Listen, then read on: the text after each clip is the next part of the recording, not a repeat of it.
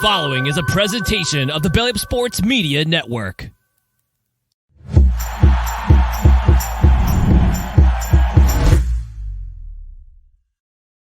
And welcome in, everybody, to another episode of Tier Tuesdays here, featuring the distinguished gentlemen of the HighLowSports podcast. It is DJ, joined as always by my co-host Kelsey. And Kelsey, it's another week, another Tier Tuesdays, another step closer to the NFL season. So we're gonna have a little bit of fun with these NFL ones. Hopefully, not get called photoshopped heads in the comment section this time. I mean, I don't know about distinguished gentlemen either. That was a little out there as well. But yeah, no, it's going to be another fun week of Tier Tuesdays for sure. Absolutely. And this week, since we're in closer to the season, we're going to talk about what some people used to claim wins championships, but I don't think that's necessarily the case anymore. We're talking about NFL defenses. So we're going to go and jump right into it. We got quite the list this time as well, too. We got about 8 tiers to go through, starting with good luck offense all the way down to their saloon door. You can just walk right on through, no resistance whatsoever. Kelsey, I went first last time, so you get the distinguished honor of leading the way this time with none other than the San Francisco 49ers. Yeah, let's start it off with a bang. Why don't we? I'm going to say good luck offense. When this defense is fully healthy, there's no deadlier pass rush. There's no deadlier linebacking core. And realistically, this secondary is turning itself into something that is not to be trifled with. And it says something for the Niners. They've always kind of, I guess, has always been a concern at certain points in time is how good their secondary can hold up. I don't think that's a concern right now. Right now, it's just, can you stay healthy on the front line? If they're healthy on the front line, it's not fun for opposing offenses. And that's why this team, despite whoever plays quarterback, whether it's Brock Purdy or somebody else, has an absolute opportunity to make a Super Bowl. I mean, you got an all-pro player at each level of the defense. That says enough as it is, assuming Nick Bosa and the contract thing gets worked out. That is another issue. But as of right now, I think we agree 49ers, the cream of the crop when it comes to defense. Next, that's going to take me to the Chicago Bears, who last year they were absolutely terrible. They've made a lot of really good moves. I like Tremaine Edmonds. I like some of the guys they brought in. So I'm going to go with solid for now until proven otherwise, because they do have good players, but we don't have results for them yet. We don't know how good they are, so we're going to go with solid, because I like a lot of the players and some of the young guys they had that kind of came on down the stretch. So we'll give the Bears solid for now. All right, fair enough. I respect that. That's, I mean, I don't really have any concerns with the Bears one way or the other. I like what they did to Tremaine, obviously. But yeah, they are, solid seems safe for now. All right. So now we get to take it to your favorite team, your Cincinnati Bengals here, but your second favorite team, I should say. This is a good one. Now you lose both safeties. Where do you put them? Yeah, I'm gonna go with solid as well. I think this one is a solid defense here. Obviously you could pull in rankings here, and there's still a top 10 defense, potential projected wise. But I do like Dax Hill. I do like Nick Scott. Jordan Battle, I think will look pretty good for this defense. I mean, don't get me wrong. You lose Jesse Bates, that's a problem. Yeah, but they may actually have actually upgraded at every other position besides safeties in a lot of ways. So that's the other aspect of this. I'm going to say solid for now. Could be really good, but flawed in some aspects just because you don't know what's going to happen. But I think solid's a safe bet for these guys. With Lou Amarillo, a defensive coordinator, even if it's just solid, when it comes to playing the Chiefs, for some reason, they're going to play very, very well. Like that just seems to be their perfect matchup. So speaking of weird matchups too, we got the Buffalo Bills next, and I'm going to overrate them a little bit with really good but flawed. They lost a lot of good players, and they're getting a little bit older. They very likely can drop, but you still got guys like Trey White, Micah Hyde, Jordan Poyer. Still got Von Miller when he comes back, at Greg Rousseau, a good pass rush. Your linebacker, Matt Milano. There are some blatant holes, but I still think they're pretty good overall. And I think when that offense is humming, it makes the defense play better too. So we'll go really good, but clear flaws. Fair enough. I think that's a safe place for the Bills. I mean, obviously you can't lose Tremaine Edmonds and not be a little bit hurt here. And Matt Milano as your number one linebacker does draw some concern there. So yeah, definitely understand the flawed part, but yeah, still really good. Still have a lot of good talent, and depending on how Von Miller turns out this year, could be really, really good talent. Exactly. Now we're on to the Denver Broncos, and you don't have to worry about Russell Wilson on this one, but now you just get to worry about their defense. Yeah, and you know what? I talked about one team losing their safety last year in the Bengals. Well, the Broncos kept Justin Simmons, and you have Justin Simmons, Caden Stearns, Kareem Jackson. Riley Moss coming in as a rookie will probably be starting. Patrick Surtain is still out there. PS2 himself. Vance Joseph Vance Josephson is inheriting himself a nice secondary. The problem is everything else on this team. It is not a great middle linebacking core in general. Josie Jewell is really kind of the highlight of that linebacking core. So as far as actual linebackers, not rushers. And then their defensive line, it's got spots. It's a spotty defensive line. So I'm gonna go with this team is good players but bad results. I feel like there's some good players on this team, but they're gonna face some bad results, and they have so far in their defense. You know what? That's fair. I mean, we look at Patrick Surtain, arguably the best corner in the game. Justin Simmons, elite safety. Pass rush, Nick Bonito in spots, but like losing Bradley Chubb and some of those other guys, it's a little like someone's got to go hit the quarterback consistently, unless you were going to lock them down to like a true no-fly zone to where anybody can get there. But we'll have to wait and see for sure. Plus, if you're on the field for 45 minutes a game because your offense keeps stalling, it makes it a lot harder too. So we'll definitely see what they have cooking now.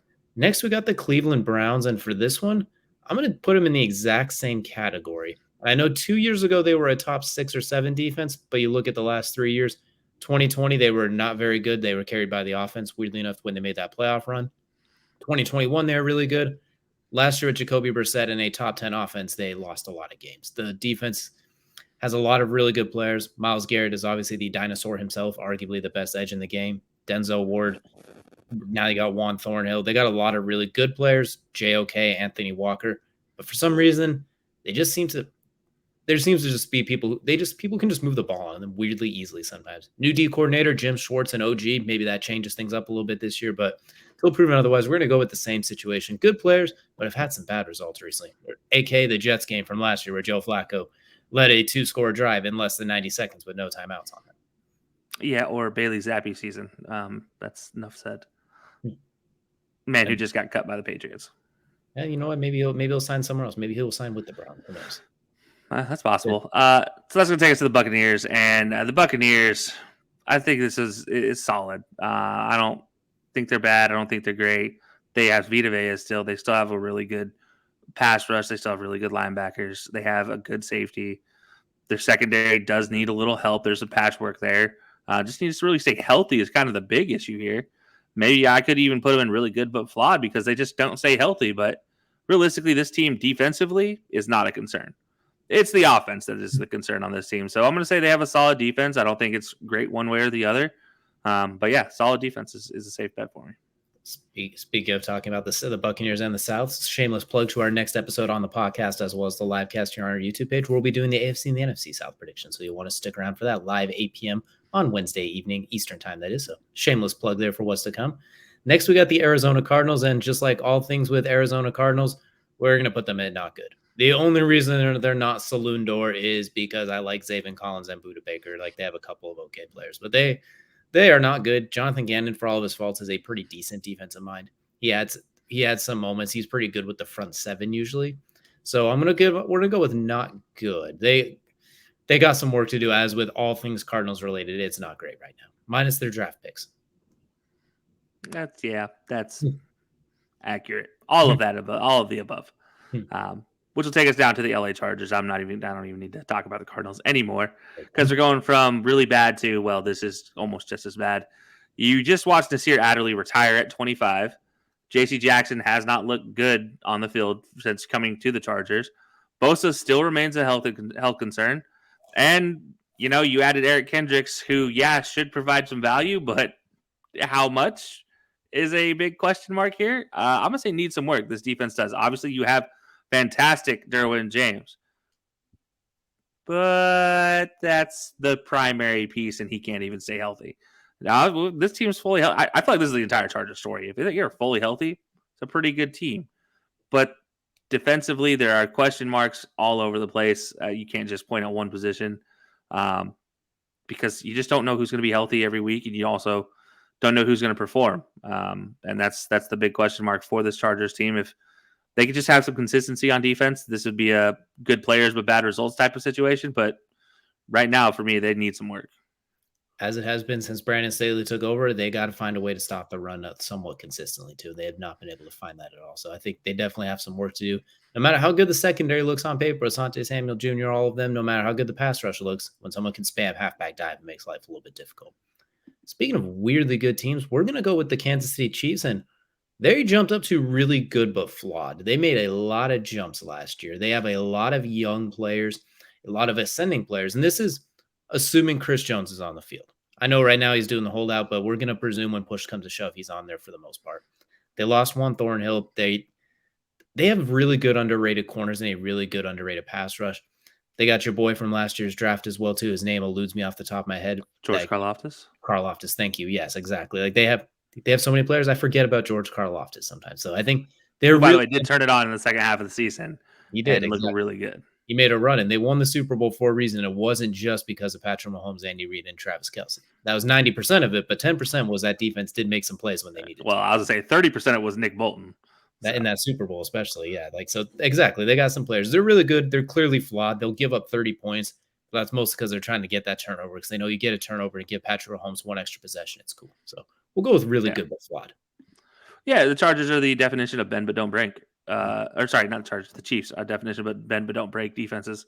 They do the absolute most to bend, but they will just not break at the final straw. They'll actually manage to turn you over or make you make a mistake. And as a defensive coordinator, sometimes that's all you can ask for in big moments. Like you have an offense that's that powerful.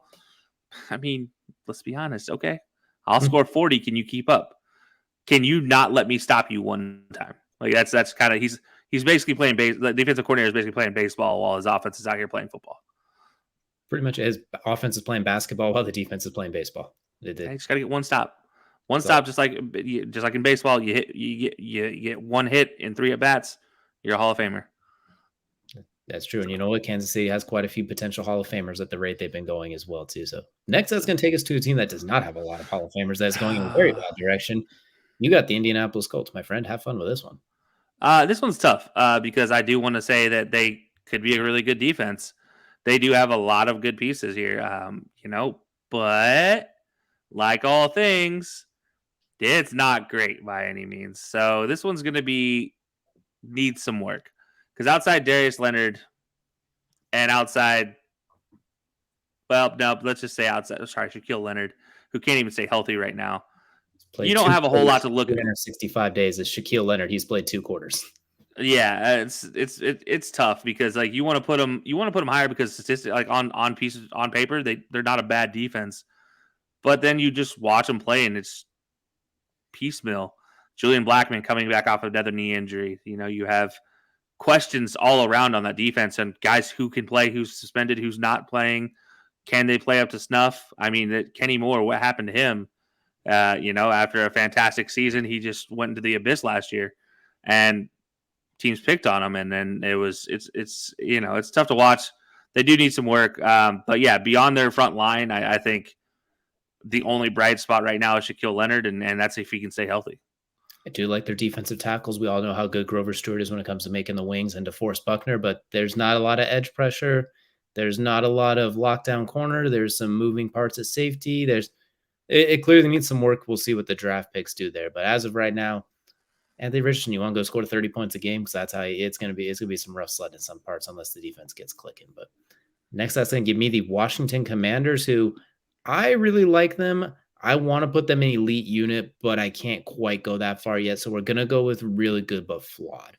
If Chase Young can come back and look like rookie Chase Young, I think that puts them in that elite unit category because it gives them a bona fide edge rusher too.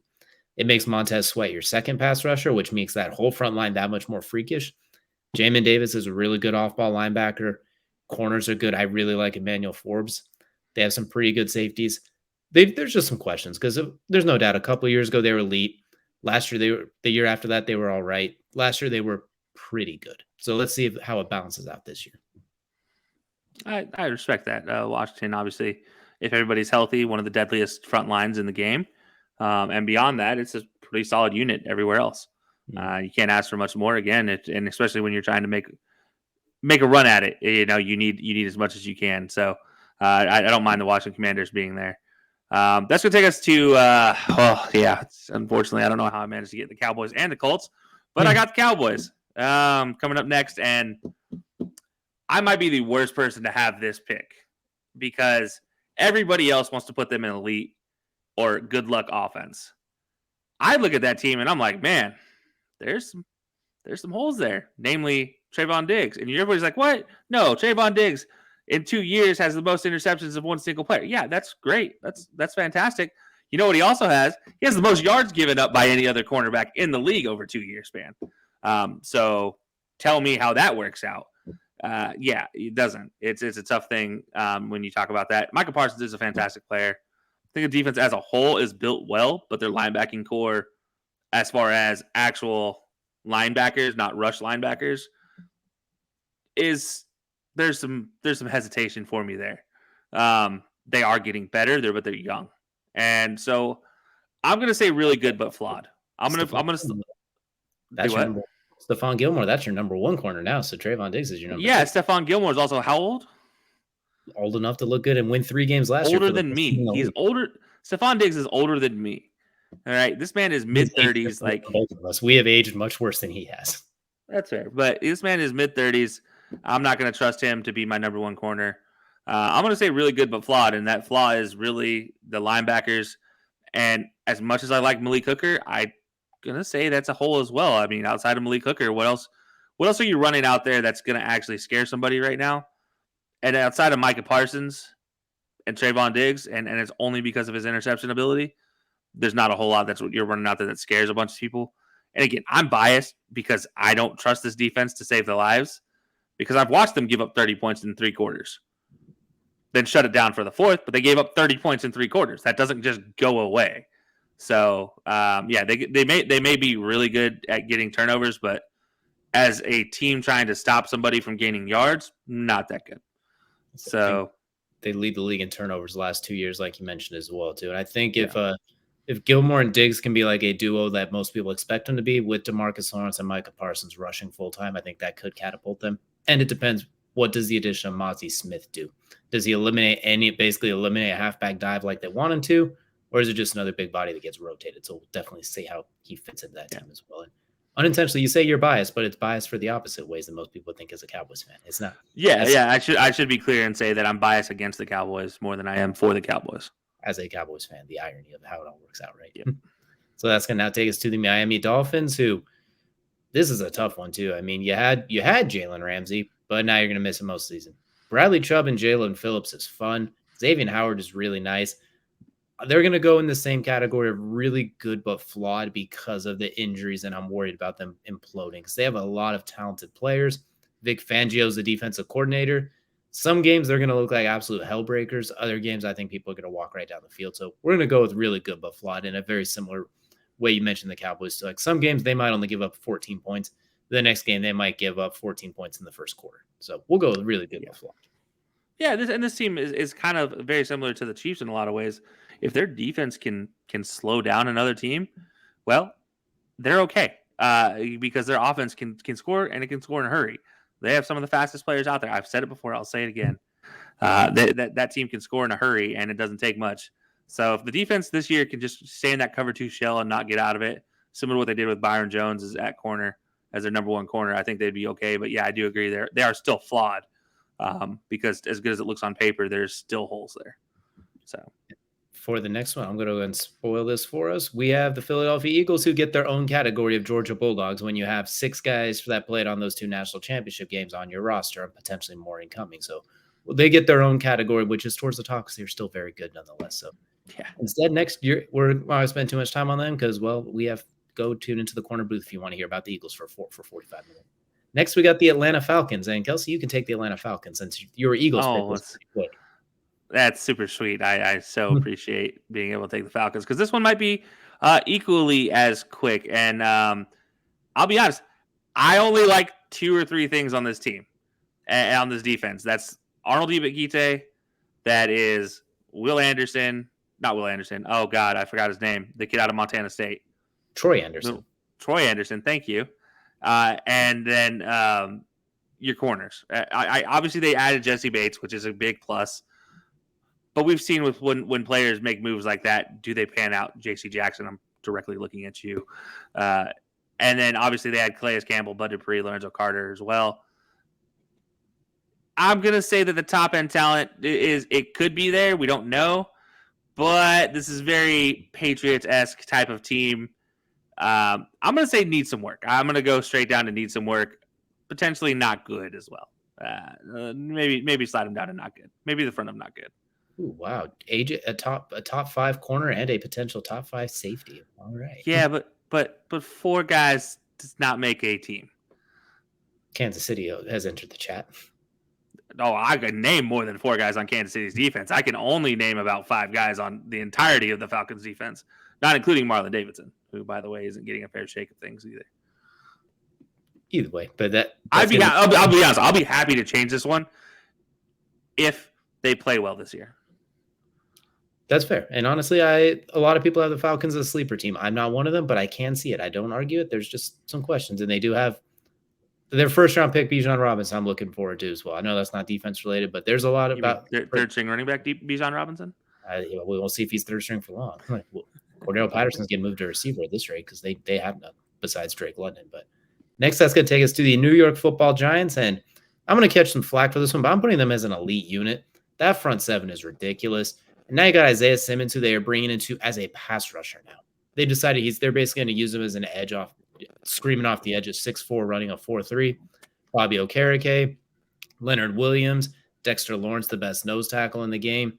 They're stacked. Their corners are pretty good. Bringing in Deontay Banks is a pretty solid rookie as well. They're just really, really good defensive. And that front 7's pretty ridiculous. So I'm going to put them as an elite unit. That doesn't mean they're going to terrify too many people, but they're going to cause some havoc, especially in that front 7. Yeah, yes. I'm glad you did it and not me, because I don't know if I could handle putting an NFC East team there, but I would definitely say that, yes, I agree. They are an elite unit. How about an AFC South team in the Jacksonville Jaguars that has one of your favorite players, Trayvon Walker, on it? Now the question is, let's not get carried away about that part of it. But I will say this is a solid defense. There's a reason why that team was able to rattle off as many wins as they could, let down the stretch last season, and make a run in the playoffs. I mean, honestly, everybody forgets that team was winning through 3 quarters in their playoff game. So, no, sorry, they came back against the Chargers, who was winning 3. Anyways, doesn't matter. They look good against the Chiefs, so they were in the thick of it. They still look good against the Chiefs. But yeah, no, I'm going to say the Chargers are solid defense. Nothing to write home about, nothing to shout to the stars about, but I'm not going to be concerned if they're on the field, that's for sure. They're definitely going to be led by Trevor Lawrence, Calvin Ridley in that offense, but if they have a little bit of a slow start, the defense can keep you from falling down 27-0, hopefully. This defense reminds me of the Peyton Manning era Colts defenses, where it's just there's nothing really superstar out there, but it's nothing really bad either, and you have 1 or 2 good pass rushers who can get there. I mean, Josh Allen is a fantastic pass rusher. Let's not kid ourselves. He has turned himself into a very high quality pass rusher. So, I mean, him screaming off one end, Trayvon Walker seems to be turning himself into a good player. So, it looks good for Jacksonville. I'm not concerned as long as that offense can keep running like it does. I'm not really concerned with this defense at all.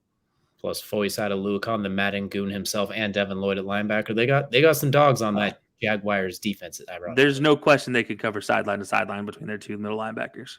Absolutely. They got some range there. So that's now take me to the other New York team New Jersey team with the New York Football Jets. And they're going to join their giant counterparts on elite unit.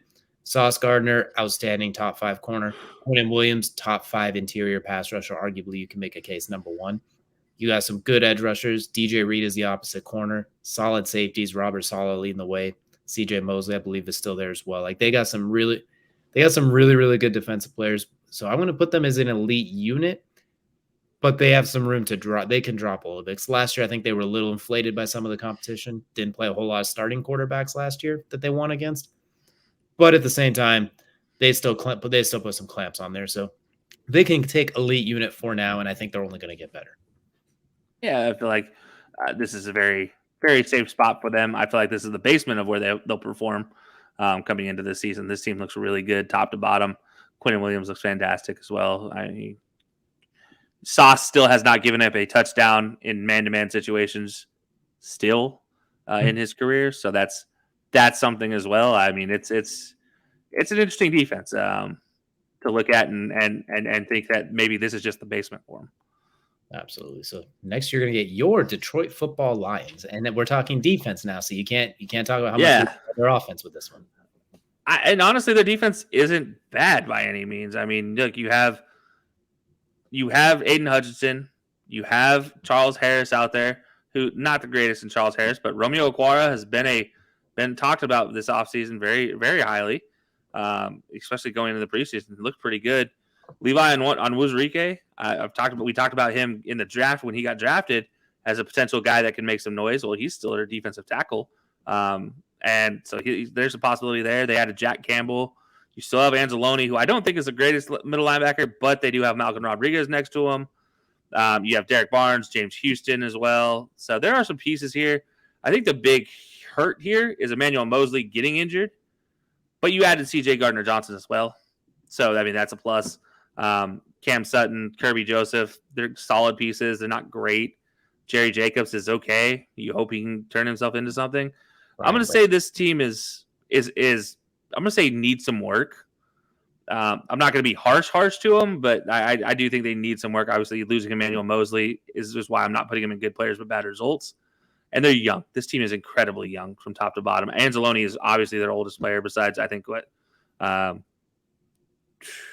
James Houston, I guess, would probably be their oldest, but then Anzalone is not far behind them.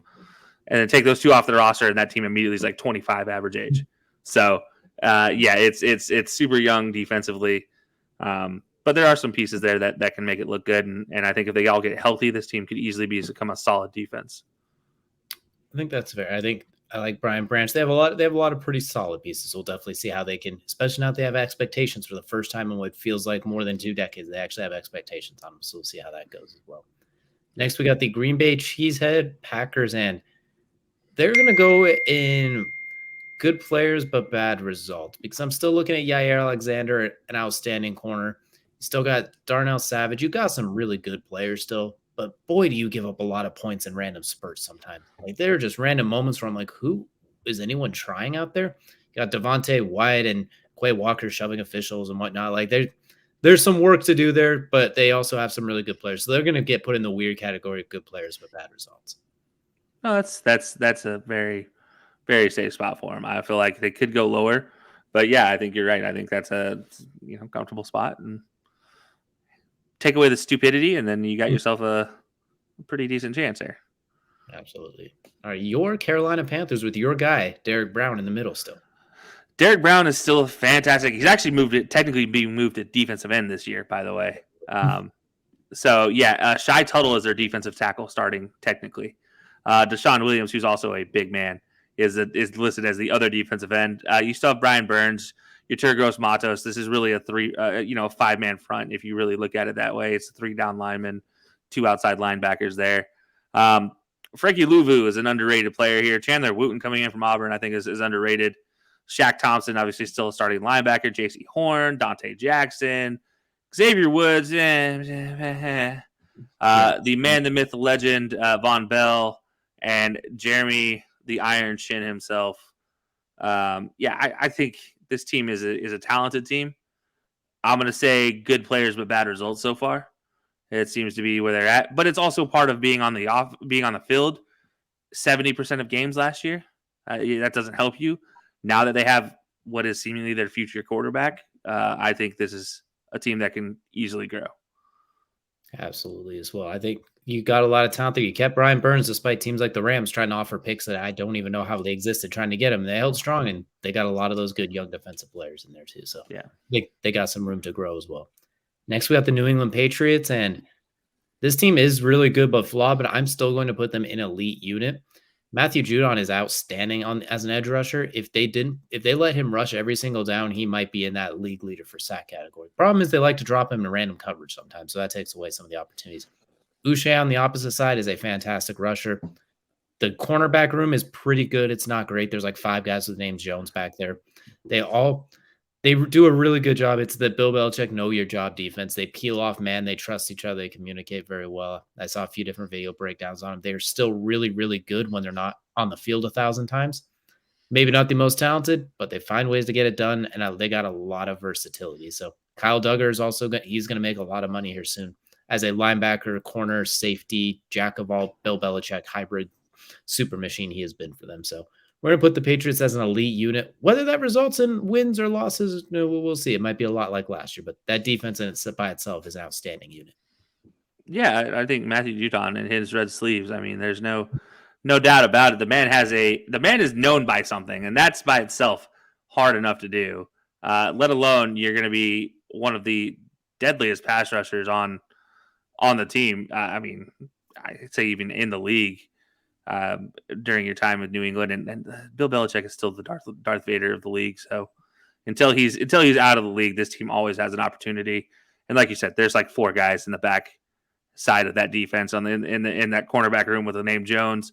And let's not forget they added Jabril Peppers as well. So let's just add a combo linebacker safety back into the mix like they had back in the day with Patrick Chung. Like, here you go. Here's Jabril Peppers. Here's another one. Here's another ultimate Swiss Army knife. Like their entire defense could play dime and stop the run. It's Madden, but real life, and I hate it. But anyway, that's going to now move us on to the Las Vegas Max Crosby Raiders. I'm going to catch so much flack for this, and I think this might be our first entry into Saloon Door, sorry.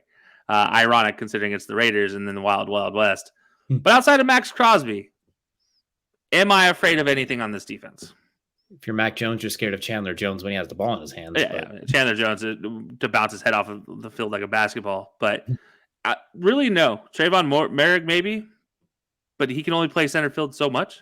I still have 3 other receivers running down the other sides of the field that I could throw at. Like, he can't shut down everybody. Yeah, I don't like this Raiders defense really at all, and I'm just gonna stop there because outside of Max Crosby, I'm actually struggling to think of something that I really like on this team, and there's not a single thing. And I mean, yeah, Divine Diablo, he is what he is. He's a guy that just runs around the field and tries to hit people, but he's not the most strategic about it. Like, he doesn't know how to get off blocks. He doesn't really know how to fight through his blockers and make a tackle. So, that's a shutdown there for, I believe, a guy that was a possible Pro Bowl fill-in, I think Diablo was, if I'm not mistaken. So, and on top of that, too, your first-round pick, Tyree Wilson, has had a foot injury, so you don't even know if he's good or not yet. Don't even get me started with the numerous amount of first-round picks and corners that this team has had that just aren't on the team anymore.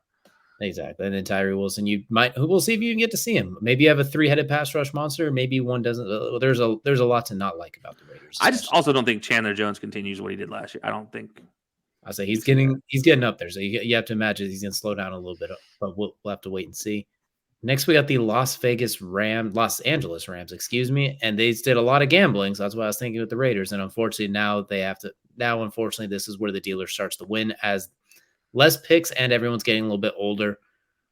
We're going to go with needs some work because outside of Aaron Donald, there is not a whole lot there right now. I think Josh Johnson III is coming back, John Johnson III, but there's a reason he was available again. The cornerback room is really thin. I don't even know. I can't name a linebacker on their team. I don't even know if they still have Dante Fowler as an edge rusher. It's basically Aaron Donald or bust defensively right now. It's definitely not the same team from 720 days ago that was hoisting a Lombardi trophy. So they got some work to do defensively. I'm kind of surprised you were that nice to him. Needing all that, I thought they would have been down there with the not good at a Saloon Door. I guess Aaron Donald gives you need some work. Factor. You take away Aaron Donald, they're in the Saloon Door real quickly. I gave respect to arguably a top 3 defensive player of all time. That was the only reason they're here. That's fair. I mean, yeah, no, I mean, I think I agree. I think there's not a whole lot more to come for the Rams right now. Absolutely. Well, now you get the Baltimore Ravens, who at times it was the best of times. At other times, it is the worst of times for that defensive unit. Yeah, last year after gaining Roquan, which, by the way, who else forgot they had Roquan Smith to add to their rotation besides me? Because I definitely did. But when they added Roquan from weeks 9 to 18, ranked 5th overall in expected defensive strategy or defensive rankings, it's kind of amazing how much of an impact Roquan Smith made on that defense. But then on top of that, you lose Marlon Humphrey for an extended amount of time. So if he was healthy, this is going to be a completely different story. But right now, I'm going to say they're still really good but flawed. That's fair. But I'm going to say they would be elite with Marlon Humphrey in there. And I'm saying that knowing full well I did talk a lot of smack about them in our last rankings for the North. I will say, too, if they can get healthy, Marcus Williams, Kyle Hamilton, Marlon Humphrey, they got a lot of goons on that team. Roquan Smith, all-pro first team or second team last year. They got a bunch of guys that can rush the passer, but none of them is an elite pass rusher. They can be very, very, very good. Pro Bowler Tyler Huntley almost won a playoff game over the Bengals with this because of this defense too. So they can be a very, very good unit. And I said this when we talked about it, there are literally at any given time at least 7 linebackers on this field. It seems linebackers, defensive ends, super. No. They're just linebackers. They're just linebacker built. They might have different titles over their position, but they are built like a linebacker. I'm saying even they're a one bunch of Isaiah Simmons. Some of them even play safety on occasion. Like they Yeah. got a type and they stick to it. That's for sure. I'm glad this isn't the team that got Isaiah Simmons. That's all I'm glad. Because if they had gotten Isaiah Simmons, no, game over. He'd fit right in, but that's now going to take us to the New Orleans Saints, who they got a lot of really good players and have had pretty good results. So I'm going to put them in really good but flawed just because they're getting a little bit older. They do have a lot of good players. Marcus Mann, Tyrann Mathieu, safety is great. Marshawn Lattimore, Cameron Jordan. They got a lot of really, really good players. They still have some holes. They still sometimes could get got. We'll see if that changes this year. But really good but flawed because they're not quite elite right now. So that's where I think they'll fit. Yeah, that's fair. I think really good but flawed is a fair assessment here. So Seahawks, what is the most dead center in the middle pick I could possibly make right here? Solid? I think we're going to go solid. Solid seems like the most dead center average of all the groupings here is solid. Yeah, they're good. I mean, let's not kid ourselves. They're good, but they're not great. They're not bad, but they're not really bad. Like defenses. Yeah, they are literally dead center in the league, and of 32, you're at like 15 probably if I'm going to rank them. I do like what they did in the offseason, but you still don't have El Presidente, Jamal Adams back yet. You are getting Jordan Brooks back healthy, which is a big plus. Guy that can fly around the field. Talk about guys flying around the field. Your secondary does look good. Quandre Diggs is still good. But yeah, that's where it is. I'm just going to say solid. Dude, they got a lot of young players come in. We'll have to see like Devin Witherspoon and some of those guys, how they mesh and how they fit. But like they could definitely go up or very far down. Speaking of teams that could go very far up or very far down, I got the Pittsburgh Steelers, and they're not just going in elite. They're going to go in good luck offense. While this team in itself is not going to win a lot of games, probably. They'll win their mandatory 9 to get above 500. They were 8-1 last year with TJ Watt. They picked off Joe Burrow 5 times in that week 1 game. Minka Fitzpatrick is arguably the best safety in the league, maybe the second best, not named Derwin James. Cameron Hayward still eats run blocks alive. Highsmith, I believe his name is, had 10 sacks last year without TJ Watt. They find ways to get it done. Patrick Peterson, maybe old as dirt, but he still finds a way to get it done on the outsides as well.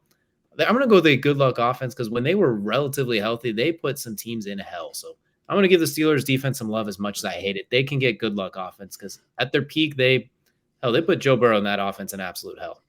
Joe Burrow threw, 12 picks last year, and 5 of them came in week 1 against this team. So someone has to go in good luck offense with the 49ers, and you know what? The Steelers can take that for now.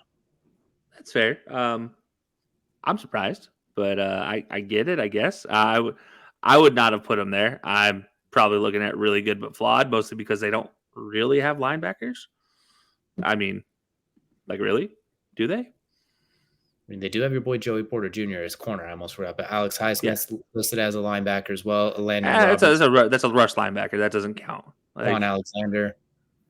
Yeah, okay. So they don't have any. They don't have any real linebackers. They have a bunch of rush linebackers and Quan Alexander. So Cole Holcomb doesn't rush anybody. That's fair. Cole Holcomb doesn't rush anybody at all, which is probably his biggest concern as well. I understand though. This team, its good players. Its good players are so great. So Keanu Neal, we're counting him as a linebacker because he might as well be one. Yeah, that's fair. I forgot about Keanu Neal. But so, anyways, their good players are so great that it's like it brings their average players above average status. So I get why you put them up there, but yeah, it is still a little shocking just because of how unhealthy they can be at times. Like I always feel like there's something missing from the Steelers defense. Oh, I'm not happy about it, but Mike Tomlin, I'm also throwing in the Mike Tomlin factor too, because he always finds a way with it, especially as a defensive guy. The D coordinator includes part of it, so I'm just saying he sprinkles in some magic to bump him up from elite. But that's fair. That's fair. Hey, I mean, like I said, he's not an X's and O's. He's a Joes and Schmoes guy. And he's got the Joes and the Schmoes always doing their best and getting above 500. So next, that's going to give you the Houston Texans, led by, a lot of young guys. Led by the outside corners and D'Amico Ryan's ghost. There's Derek Stingley Jr., Jalen Petrie, the great. If obviously they should be coming back healthy, fully healthy. We'll see. But yeah, other than that, this team needs a lot of work. We can even say not good because outside of those two, there's just not a lot that's good there. That's fair. We'll see how Will Anderson develops as well too. Like they got some work to They do. Have promise, yeah, but like promise doesn't get you wins. exactly. Promise just gets you. We hope it works out really well. Until we actually see them in regular season games, they're kind of stuck in that not good spot. Next, we're gonna have the Tennessee Titans, who we're going to put them in solid because they do have pretty good results. They did find ways to hold the Chiefs to 17 points with Malik Willis's first NFL start because of what they did defensively. Guys like Jeffrey Simmons, they had Bud Dupree for a little bit. They do have Kevin Byard, the ageless wonder at safety. So we'll say just solid. They're never really great anymore, but they find a way to play situationally very well with Mike Vrabel leading the way defensively. So we'll just put them as solid.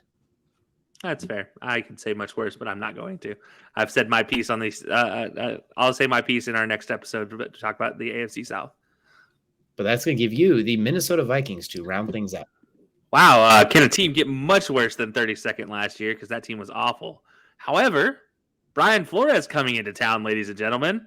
My favorite defensive coordinator in the league. I do think he is an outstanding defensive coordinator. The problem is he is working with scraps. And I don't mean just like regular scraps. I mean scraps that make scrapple type of scraps.